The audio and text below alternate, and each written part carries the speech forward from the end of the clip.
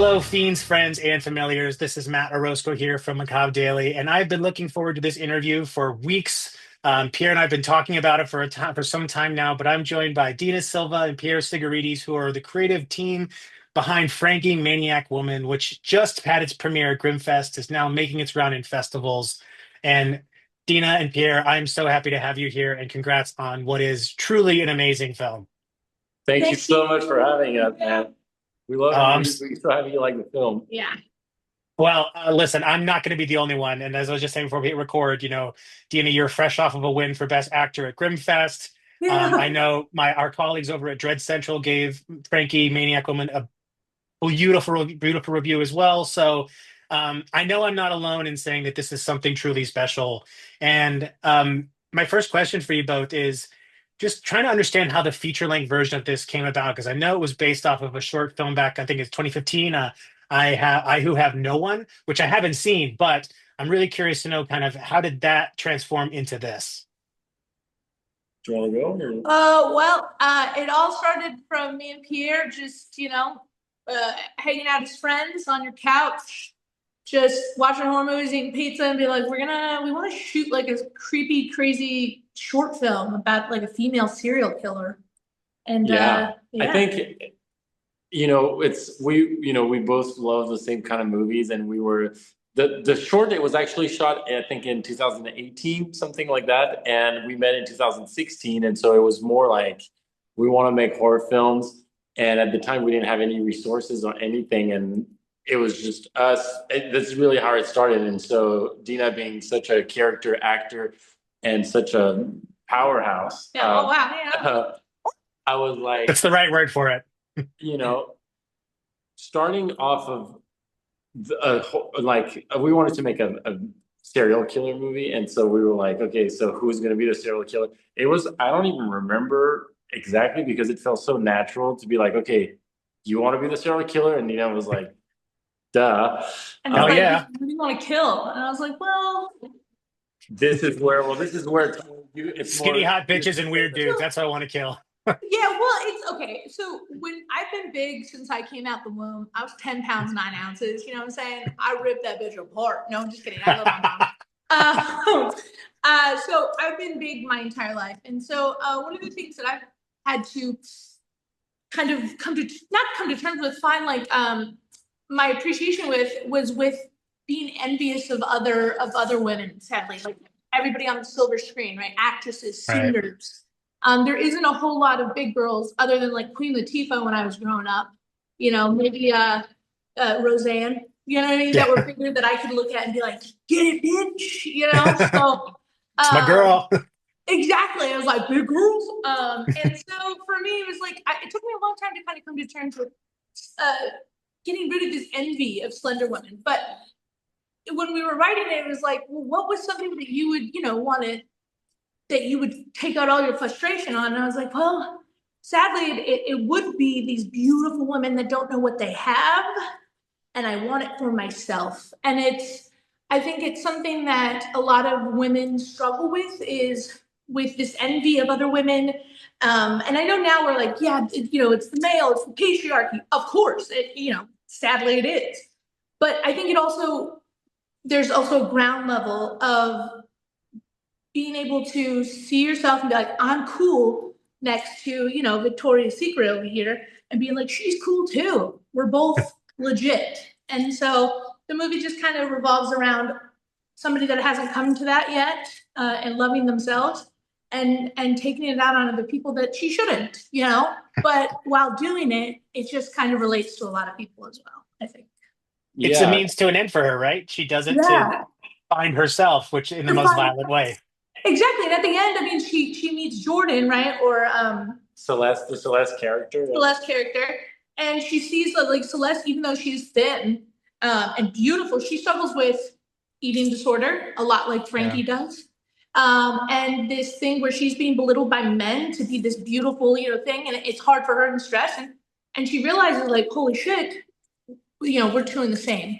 And Yeah. she, don't want to give it spoilers, but yeah. So yeah, I don't know what I'm saying, but yeah, I mean, I the have thing is, ADHD, so I'm constantly like, and then I'm gone. listen, I'm right there with you, Dina. I've got something in my hand that I have to hold on to, or else I lose in my entire train of thought. I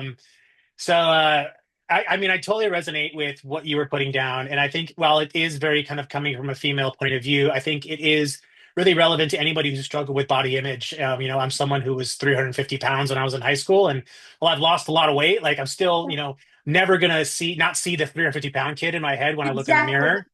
Mhm. And there's a scene where you're eating a piece of pizza, and I've never felt more seen in a moment where someone's talking about that like right in front of you. And I just was like, in that moment, I'm like, wow, I feel like if this is the one thing I want anyone to feel like who's ever struggled with body image, it's this. It's like I have to constantly be watching what I'm eating in front of other people so that they don't judge me for being the person that I think I am. Not so much the person that I am, but the person that I perceive myself as. So amongst the mayhem is a lot of really kind of touching and tender commentary about how we need to love ourselves in spite of what society tells us is beautiful or desired. Yes. Yeah. Yeah. And half the time too, when you're in those moments, it's society that's trained you to think that they're thinking about you while you're eating. But half Right. the time nobody gives a fuck. Yeah, But nobody cares. so ingrained in our mind that we start spinning and we're like, okay, don't breathe too hard. I know you're hungry, you waited all day to eat. Like just breathe, bitch, breathe. And then it just takes away oh man, yeah. I wasn't eating in front of people for a long time too, because I'd be like, oh, well, they'll think that I'm, you know what I mean? Like this is what I eat all the time. And oh man, it's a struggle. But It is. we're happy that the audience resonates with those moments. I'm really happy. I mean, because I think this is where we put a lot of care in making the film. I mean, obviously the film is really gore and has got some good kills, but this is more like the packaging, right? The core of the film, like you say, is those moments. It's like those moments that I think arguably disturb or the people more than the gruesome kills. I know that, for example, the liposuction scene, I mean, like it is very disturbing. Lots of the bullying. I'm happy to see that people see those moments as something truthful, because at the end of the day, horror films, we extrapolate, we exaggerate, we make things bigger than life. And with this movie, we wanted to really combine both like the reality, the truthful moments with the over the top crazy. When we had done the short, for example, we didn't have the coverage we had wanted and expected. But everyone was only talking about the bloody stuff and how we did the fake head or how we do and we were like, are people missing the point or what's going on? You know what I mean? Because Right. I would rather have you mention, those moments that really make the film what it is. Yeah. I mean, you've done a fantastic job, I think, of Trojan horsing in this really amazing idea about how we find liberation in ourselves. And again, it's done in the way that the genre knows best, right? Just through blood, Yeah. mayhem, murder, awful people getting, taken care of in awful ways. Yeah. But I think that so much of what makes horror continue to resonate is that it does dabble in those topics and it can, make you just as uncomfortable with the things that are imagined as the things that are real. So I think it's, kudos to you all for taking for putting it on yourselves to not just push forward with the concept, but also to make it a point to not have it get lost in the blood and the guts and the gore, which is cool, right? Stuff's awesome. It's just not, horror is so much better when we can go a little bit deeper with it. And, I'm curious to know, like, you've been bringing this to a couple of festivals now. I had, the ability to watch at home, which is outstanding, but also seeing a movie like this is feels like such a crowd pleasing type of film. So seeing it with other folks at places like Grimmfest, what was the audience reaction to some of the scenes and overall as the film as a whole? Well, fun fact. I mean, we have to be honest, right? So we had like kind of a midnight screening. And Grimmfest is a very long festival where screenings happen at 10 a.m. up until like super late. And we were the last film, and actually our film was clashing with another screening. So we didn't, as of now, we didn't have the opportunity to really have like a big audience that was like super engaged with the film. So as of now, I can't really answer your question fully. I will say that people at Grimmfest, there were still lots of laughs and lots of reactions. But for example, Hermatica was screened at Fright Fest in front of 1,000 people. I would have loved to have Frankie there. I mean, I would love to have 1,000 people react to Frankie all at the same time. As of now, I don't know. I agree with you. I think it's 100% a crowd pleaser. I think it's a film that triggers really strong reactions. But we're still, looking forward to having another opportunity or two to, properly answer your question and know how that's going to go. Exactly. But it was, I mean, to see it with the people that were there that night that a rider dies as well. Some people like have been there since 10 a.m. and stayed 12 hours to watch this. And like the people at Grimmfest, dude, some of those are ride or dies, and those are my kind of people. Yeah. Okay. Yeah. And so it was really cool, like hearing the gasps and just like the laughs, even when I didn't even think they were gonna laugh. Mm-hmm. That was also like, oh shit, okay. Yeah. But it's also nerve-wracking because I was in there being like, oh my god, oh my god, oh my god. Right. But yeah, everybody afterwards was so excited and they came up and it was just cool to have people watch it and dig it because it's a different kind of movie, but I think it pays homage to the 70s rebellion, like John Waters just like not giving a fuck, you know what I'm saying? Mm-hmm. And just like filming whatever the fuck we want. And so yeah, I think people really enjoyed the give no fucks kind of attitude we had with the film, and we're just excited that people like it and are getting something out of it. Yeah, I think it was important for us to not, like you say, give a fuck, to really get the message across and not, and not take like what's it called, and not put gloves on it, like just make it like super raw, super messy, and we actually, I still want to thank Grimmfest for taking the chance to show a movie like this because. I mean, we think it's such an important message that a lot of people should should see, but it's still, compared to, for example, other films that were made this year, it's still a movie that's harder to promote, I think, and I would love to see it in front of an American audience. So we're still. Really the British people loved it. Yeah, we're still looking forward to get it British. If you can get the British people happy, then that's a good start. But I think that, I mean, the good news is I think one, there's so much appreciation for genre film with more festivals popping up, it seems, every year, that I have strong confidence that not only will you all find kind of more audiences here stateside, but I think the more people that see this, the more people are going to get the same things out of it that I have, which is that this is more than just, a slasher film. This is more than just an exploitation film. This really is that, and it is a story about discovery and about self-love and about society. And so I think the more people that see that, again, the more people will resonate it. But, the good news is that we can consider ourselves early in this fold and say, hey, we told you also that this thing is something special and something important. And, Pierre, you're usually behind the camera with these things, but you take a front and roll center as Jerome, which looks like you're having a lot of fun. But I was curious, do you find yourself to be more or less comfortable in front of the camera than you are behind it? He's a natural. I mean, given the scenes I've made now, I don't know, honestly, but. Do you know the story on how Pierre became Jerome? No, he does. I don't think he does. Oh, so okay. I was not supposed to be Jerome. What? I was not supposed to be, but the actor that was supposed to do it kind of like decided not to do it. Didn't show up the day we were shooting the scene in the forest So Dina was like, why don't you fucking do it? And I was on the spot, but I was like, as a director, you direct actors all the time, and I think it's good to be out of your comfort zone too, and to be in actors' shoes. whether you do a good job or not, but I think it's an important part of I think every kind of director is as at one point in time have acted.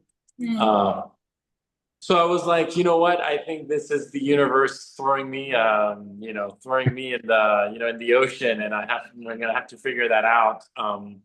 In fact, I think it was easier because it's a role that we had both written, and then it's not like it was not something unknown, like as if I would have to play a scene for someone else.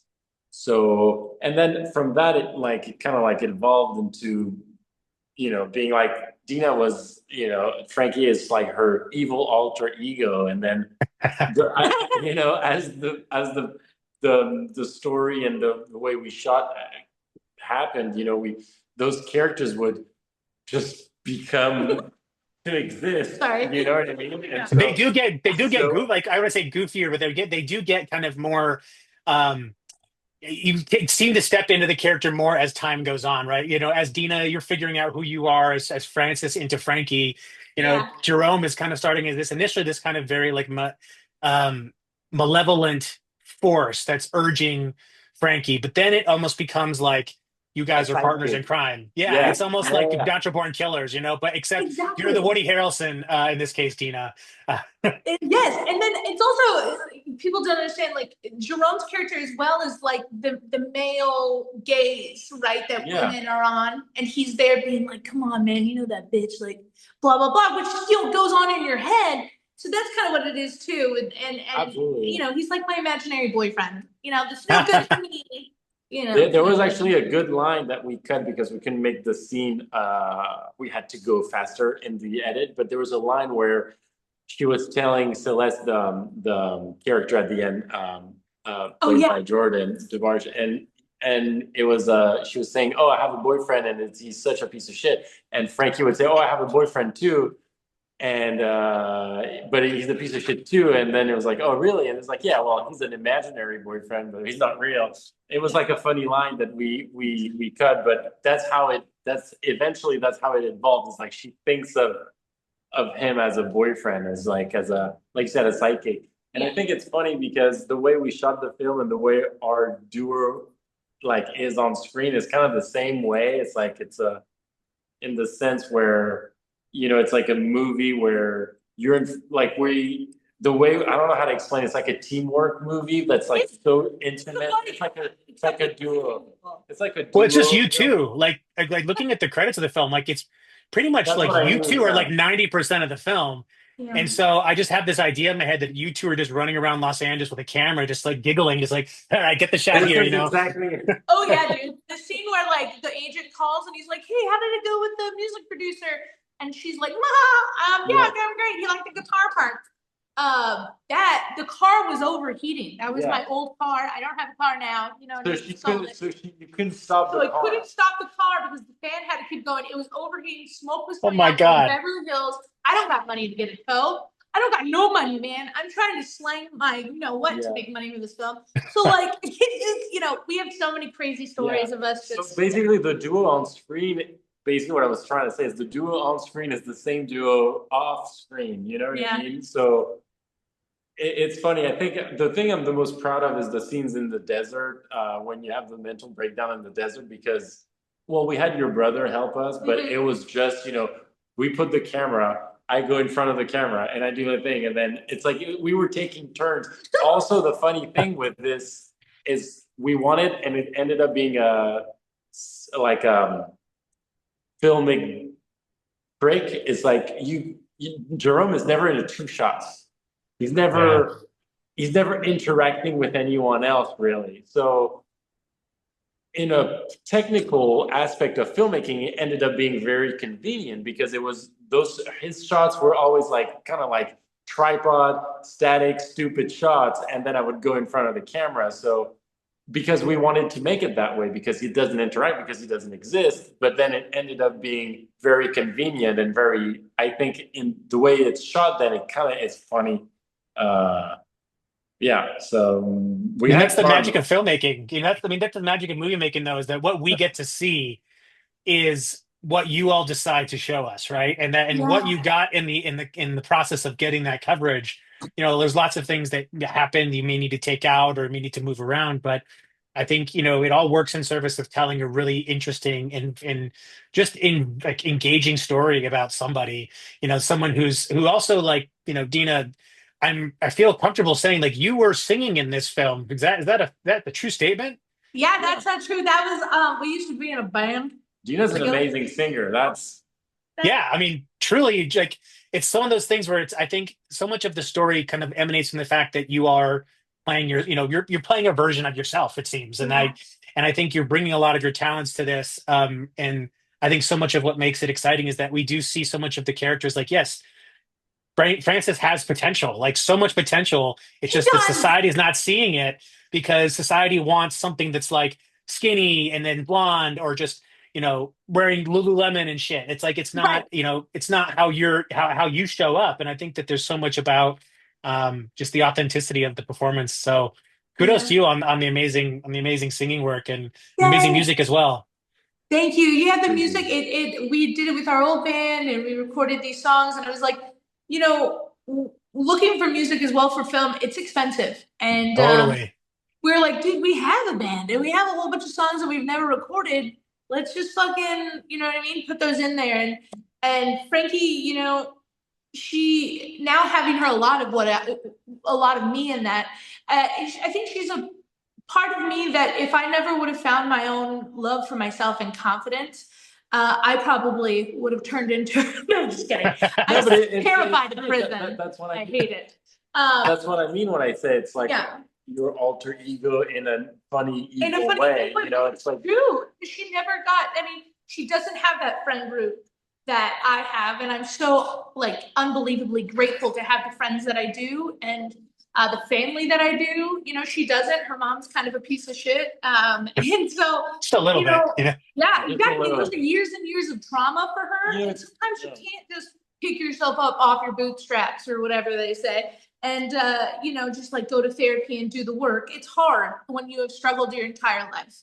And so Frankie, kind of that's that person. It's a lot of what ifs if Yeah. things go in the bad way, and Yeah. like you said, I think that the sad thing about Frankie is that, and that's why we wanted to make her still likable. I know some people might be disturbed by having a serial killer that they can relate to, that they can root for sometimes, but then you cut to one scene and she does something just the most despicable thing ever. And then the next scene, you kind of want to hug her. And it's like, it does, some people don't like seeing that. I think it's a very important human message. And totally.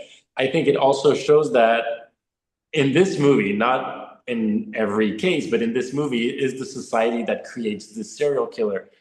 Of course, she would have probably come across some mental health issues because Frankie is kind of schizophrenic, but had she been grown up in a good environment, loved, and she would have never been this person, and Society creates monsters and then punishes them. Not good. It's true. It's true. It's It true. does. It does. It makes us. I mean, being a horror fan, You're living in a time now where it's very cool to like horror movies, Mhm. but it wasn't always that way. And there was a time when your parents would be concerned about you, like kids didn't want to hang out with you because, like, oh, there's that weird fucking kid who wears black all the time and doesn't talk to Yeah. yeah, anyone, won't look anyone in the eyes, that kind of shit. And I think we've come to a point where, society has allowed some people to enjoy something that many of us have been able to enjoy for a long time and have found ourselves through it. And I think so much of why a film like Frankie Maniac Woman resonates with someone like me is that like I see myself in that moment. Like, yeah, I like weird shit. I like music. I played bass. Like I was in a punk band. Like I've been waiting in that line in a club to be denied entry. I've been waving money in their face. Like, hey, I've got like because I lived in LA for a long time, so I knew the rules about if you want to get in someplace and you're a guy and you happen to have a dick between your legs, like, you got to bring a little money with you, you can get in. And so, like, obviously, I didn't have any money, so I was scraping together whatever we could find. But it's like that experience does make you like, we have the edgelords now, right? It's like that's what makes edgelords is like this society that kind of demonizes them.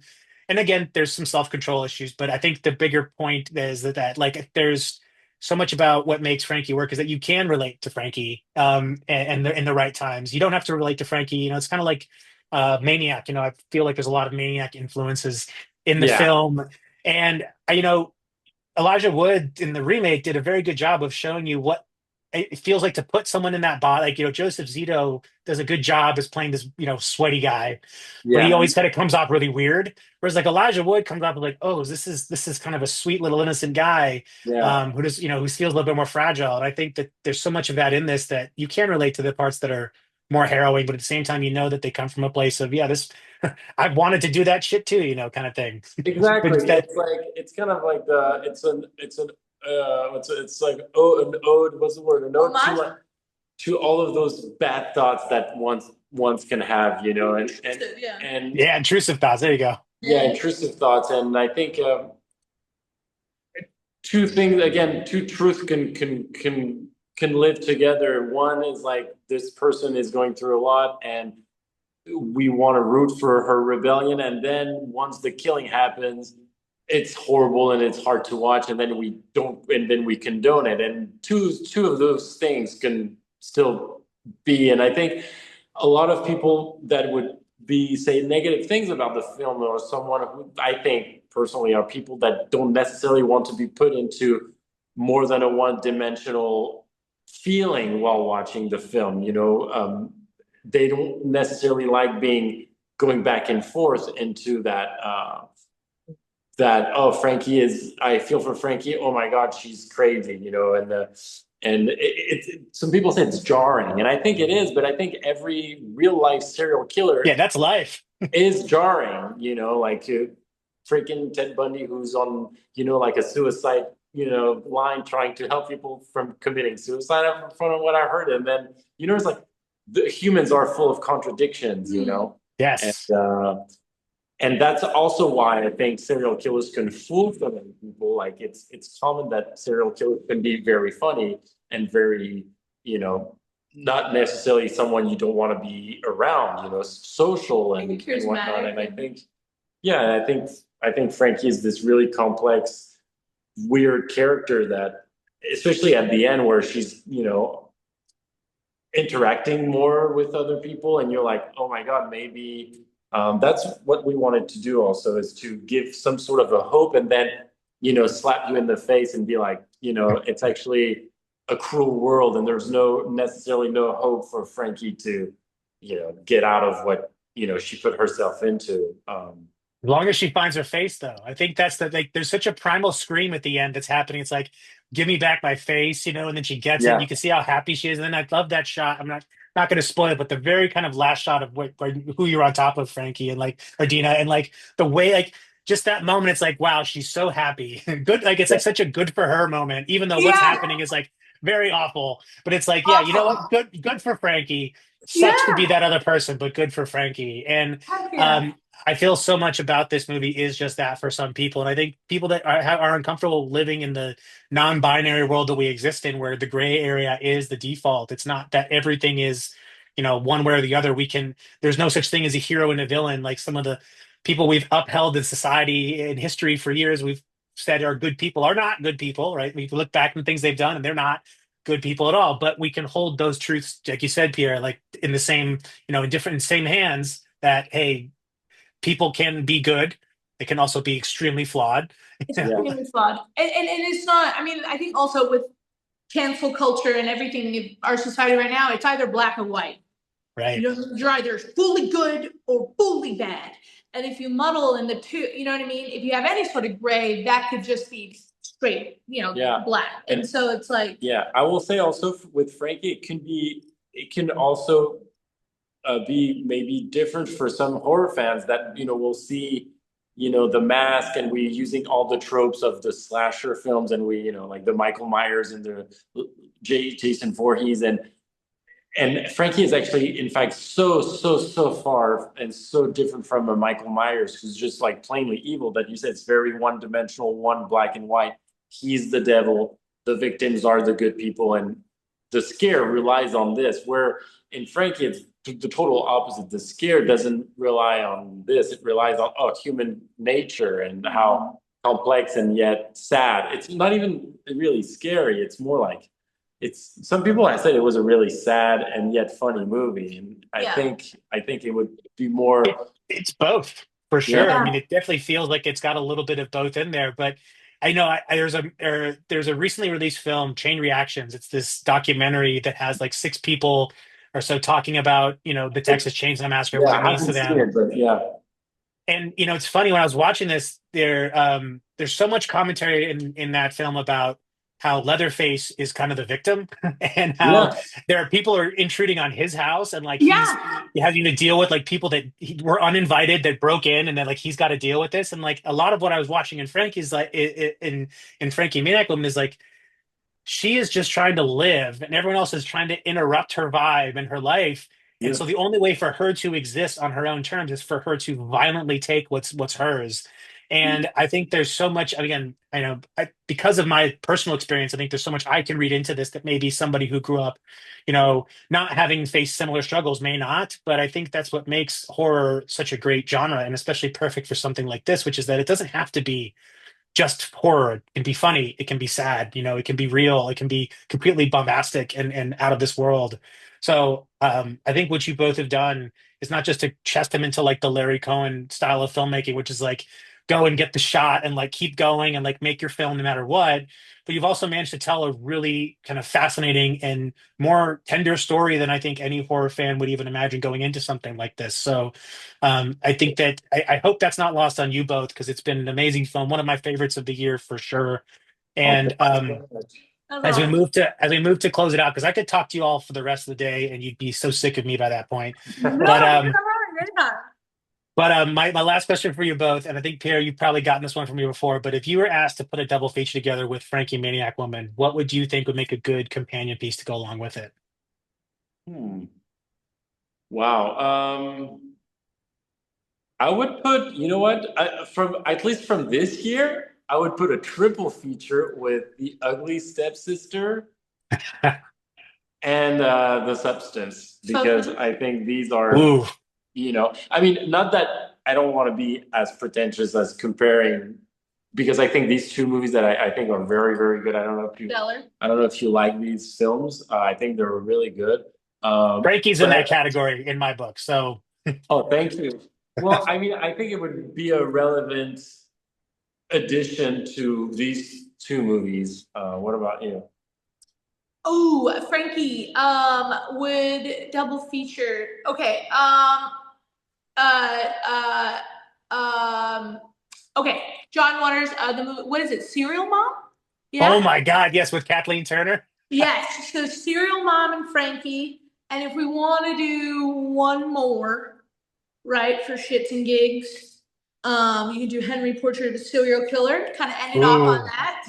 That's true. Uh, That's true. but those, because Serial Mom is just fucking hilarious. And Henry Portrait of a Serial Killer is just sad too. So I don't know. I think it's a fun little. That would be a fun three movie Actually, night. if you match Henry. those two movies together, that kind of is Frankie. That's Frankie, dude. Yeah. So what about you? I'm Yeah. curious. So what about you?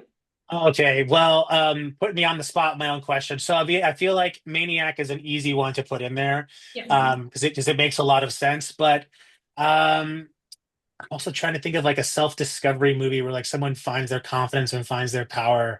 I mean, almost. I mean, revenge. I think Mighty Yeah, Ducks. revenge. Yeah. Oh. for Juz, like revenge is such a it has such a similar vibe, albeit far less kind of transgressive in terms of like it that deals with sexual assault in a way that's very, intense. But I think that ending both films end in a similar fashion, which is they both end with the character realizing that they have power. They just need to stop hiding from it. And I think that would be such a fun kind of like good for her double feature of like, Yeah. yes, fuck yeah, get a girl kind of thing, and like Yeah. go kill these people that have done you wrong. But Yeah. can't go wrong with any of these. I mean, honestly, we could make an entire like body image genre festival just based on these films alone. And Dina and Pierre, I would love to talk with you all about this again. And if there's ever anything we could do to help promote and get this word out about the film, please let me know. Let us know. We are a mouthpiece to ensure that people find good and great horror films like these. And I know that once this hits more and more film festivals, you all are going to be too big to talk to the folks like us. So No, I no, will no. cherish this moment. Dude, no, seriously. No, no, no. Don't. I will talk to you any day. No, we would love to be back and talk to you. You know, when we're closer to the release. I have no idea when that will be. Like I said, we're still working on trying to get like some coverage in America in terms of festival, and then we'll. The one thing I can tell you is I think I'm going to be looking at distributing it sooner rather than later. So, so the sooner the better, and. American Festival wants to take us. You're more than welcome to. Yeah. Yeah. Just throw that out there. I just said, I'll be send it out there. Say, I'll send them our review and send this video saying, hey, listen, there's a really fun movie you're not showing and you should be. And it's no, yeah. we really appreciate your support because, like I said, we were insecure. I mean, we still have been insecure about like, you know, showing this movie to the world. I think the programmers are seeing it as a very risky choice. And personally, I don't think they realize how broad and how meaningful this movie can have and as a message to a general audience. So we're hoping that this will resolve eventually, but if not, we would love to talk to you again when we release the film, because I believe, and Dina and I, that's why we made it, we believe that the broader audience will interact with the film probably more than what the festivals are doing right now. And we hope and we believe it. We do. Yeah. We do. Well, and we thank you so much for your time, my love.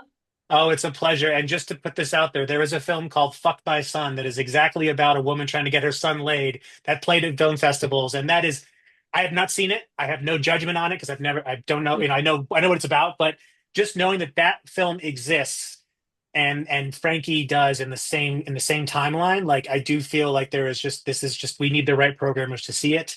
But Yes. nevertheless, whether it gets distribution, whether it plays more film festivals, either way, it means more people get to see it. And Pierre and Dina, I just want to thank you both again for the time.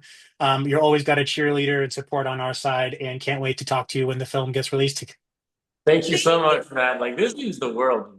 Thanks, Oh, it's a Matt. pleasure. Pleasure.